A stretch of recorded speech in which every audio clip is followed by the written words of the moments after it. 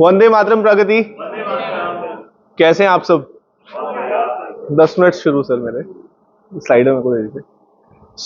आज एक जो सेशन होने वाला है, it is more about education and sort of a warning कि आपको अपने बिजनेस के लिए ऐसी कौन सी चीजें जिनका आपको ध्यान रखना है। करेक्ट? Are we ready? सारे सब साथ हैं? ठीक है। मेरा टॉपिक है ऑडिट एंड एश्योरेंस। मेरे कुछ सवाल है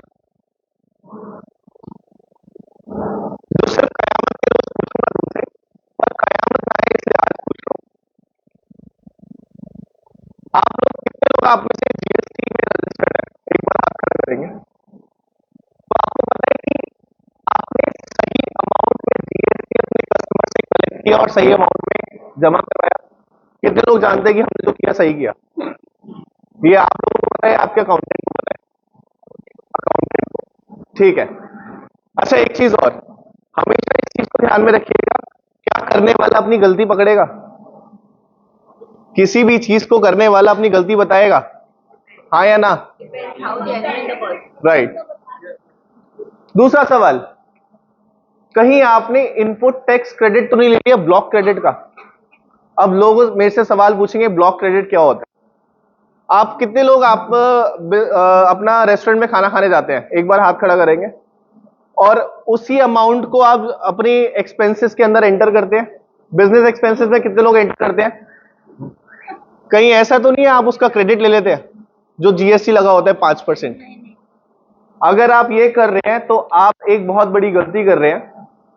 और हो सकता है क्या, मतलब फॉर श्योर डिपार्टमेंट का जब सिस्टम और रोबस्ट होगा, आपने इसका क्रेडिट ले रखा होगा, तो आपको सीधा इंटरेस्ट और पेनल्टी का नोटिस आएगा कि आपने ब्लॉक क्रेडिट का अवेलमेंट कर लिया। कितने लोगों को लगता है कि उन्होंने सही टीडीएस डिडक्ट किया और जमा करवाया? ये सवाल मेरे आपसे इसलिए है क्योंकि आप अपनी अकाउंटिंग आपने आपका अकाउंटेंट कर रहे हैं। और कितने लोगों को यह भी लगता है कि अगर उन्होंने टीडीएस डिडक्ट किया पर लेट किया और उस पर इंटरेस्ट जमा करवाया?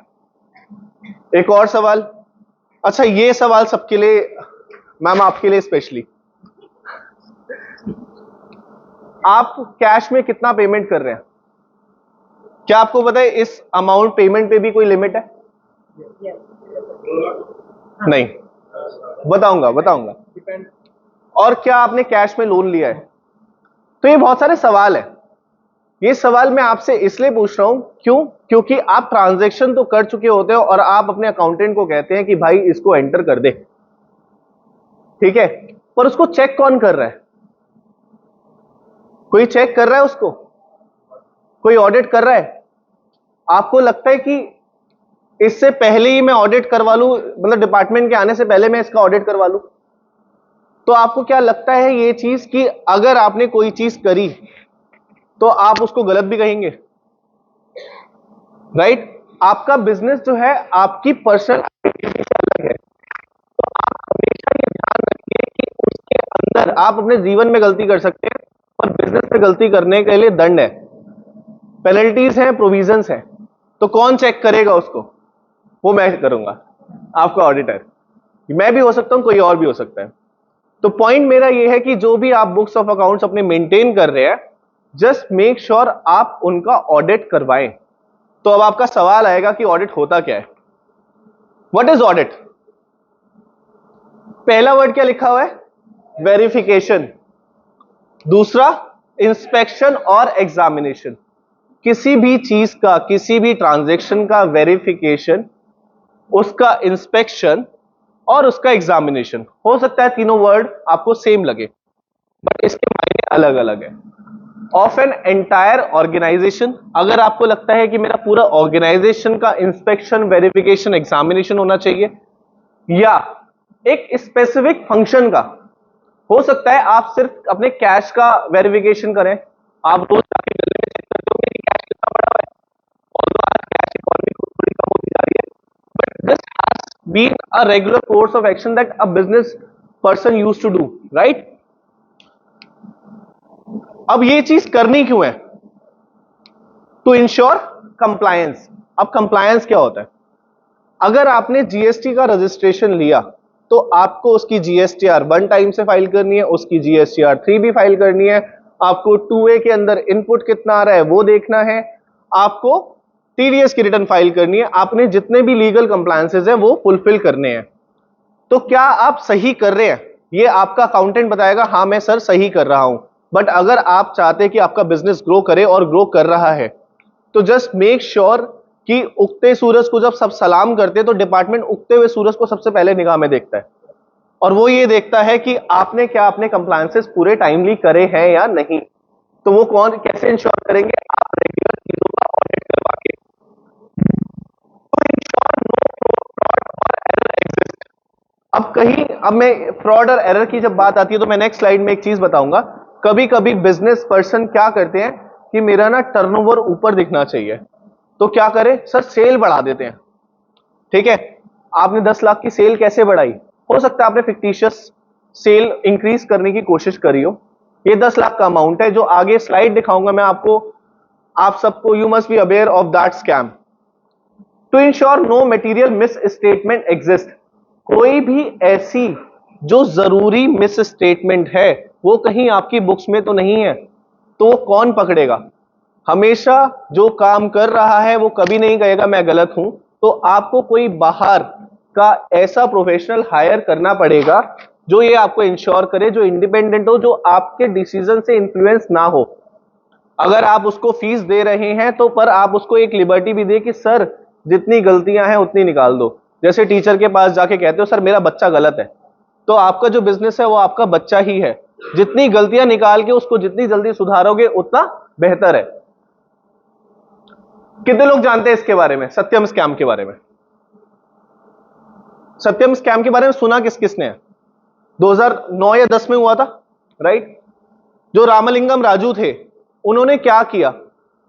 उन्होंने किया ये, अपनी अकाउंट्स जो थे अपनी कंपनी में उसमें करी छेड़छाड़, और कितनी?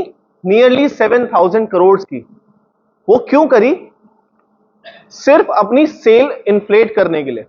अब आप कहोगे सर सेल कैसे बढ़ी? उन्होंने क्या करा? फिक्टिशियस इनवॉइसेस और अपने रेवेन्यू के फिगर को मतलब जितना जेन्युइन था उससे ऊपर इंक्रीज कर दिया। अब आप कहोगे इससे फायदा क्या? मेरे को तो टैक्स देना पड़ा। आपका बिजनेस अभी हो सकता है छोटा हो, बट अगर आप ये सपना देखते हैं मैं किसी दिन अपना बिजनेस का आईपीओ लॉन्च करूंगा, ठीक है, किसी दिन मैं इन्वेस्टमेंट रेस करके लाऊंगा, तो आपको नहीं लगता कि आपकी सारी ट्रांजैक्शंस बहुत जेन्युइन होनी चाहिए? क्यों? क्योंकि उसमें इन्वेस्टर का पैसा लगेगा। और हो सकता है इन्वेस्टर का पैसा क्या होता है? इन्वेस्टर आज के टाइम पे स्टार्टअप्स में पैसा लगा रहा है, बट लास्ट में आपका आम पब्लिक का ही पैसा लगता है, जैसे रचना मैम इन्वेस्टमेंट करती हैं, राइट? तो जस्ट टू इंश्योर कि आपकी चीजें सही रहें, you must get your books of accounts audited on regular basis. Importance क्या है?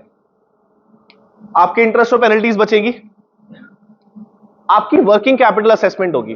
बहुत सारे बिजनेसेस आइडिया की वजह से बंद नहीं होते, बहुत सारे businesses correct working capital assessment की वजह से बंद हो जाते हैं। उनको चलाने के लिए वो शरीर तो है पर उसके अंदर खून नहीं है, तो वर्किंग कैपिटल आपका खून का काम करता है। फ्रॉड और एरर ना हो, आपका बिजनेस ग्रो करे, आपके फ्यूचर प्रोजेक्शंस, आपको बिजनेस कहां लेके जाना है, आपकी कंपनी कैश रिच होनी चाहिए, आपकी कंपनी में कैश होना चाहिए, और आपके इंटरनल कंट्रोल्स जो है वो सॉलिड होने चाहिए। इन चीजों के लिए आप अपने ऑडिट करवाएं। ऐसी कौन सी चीजें जिससे आपका ऑडिट फेल हो सकता है? अगर आपने एविडेंसेस को डॉक्यूमेंट नहीं किया, उनको ध्यान से संभाल के नहीं रखा, जो आपके सेल बिल परचेज बिल्स है, आप इंफॉर्मेशन नहीं दे रहे, आपके ऑडिट प्रोसीजर्स इनकम्प्लीट है, और आपके इंटरनल कंट्रोल मैनेजमेंट ओवरराइड कर रहा है। तो कंसर्न मैम कहते हैं 10,000 से ऊपर की पेमेंट आपने स्टाफ को बोला था, पर मैम ही 10,000 से ऊपर की पेमेंट करके आ रही है, राइट? टाइप्स ऑफ ऑडिट्स क्या होते हैं? कुछ ऑडिट्स कंपनीज एक्ट के थ्रू होते हैं, कुछ एलएलपी एक्ट के अकॉर्डिंग होते हैं, कुछ इनकम टैक्स के हिसाब से होते हैं, कुछ जीएसटी के हिसाब से। तो देयर आर बहुत सारे ऑडिट्स हैं जो आपको करवाने कंपलसरी हैं। तो मैं यहां पे अपनी प्रेजेंटेशन खत्म करता हूं। The services that we offer,